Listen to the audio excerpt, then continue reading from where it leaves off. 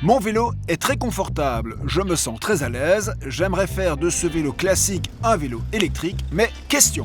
Équiper son vélo d'un kit de conversion électrique, est-ce un bon plan ou pas?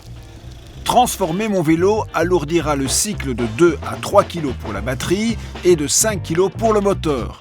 Condition requise, mon deux roues doit être suffisamment solide pour assumer son lifting.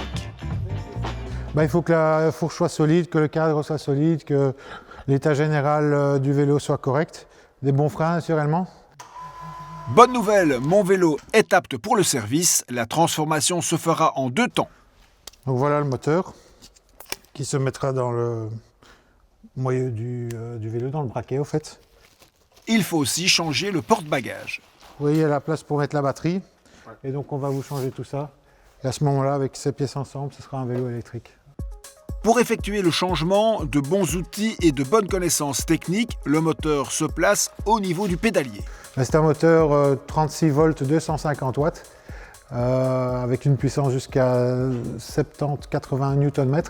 Et la batterie, c'est une batterie 36 volts 17 ampères. Donc on a un wattage de 612 Wh pour la batterie. Soit un rayon d'action entre 60 et 120 km. Coût de la transformation, 1 250 € de pièces et 200 € d'installation. Est-ce qu'on arrive à la même performance qu'avec un vélo électrique traditionnel? Oui, au moins la même chose, si pas plus. On voit que nos moteurs ont plus de newton-mètres déjà que beaucoup de vélos qui sont vendus comme vélos électriques. Donc oui, la puissance, c'est pas un problème. De la théorie à la pratique, c'est parti pour un test. L'assistance électrique fonctionne très bien.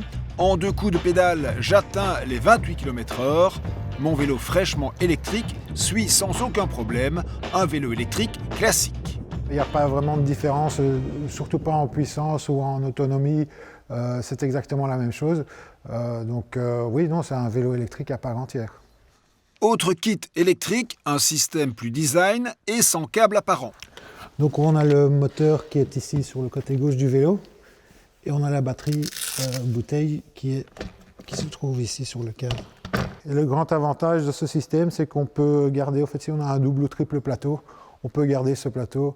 Coût de l'investissement de 1 500 à 1 750 € plus les frais d'installation. Adapter un kit électrique sur un vélo classique tient sans aucun doute la route.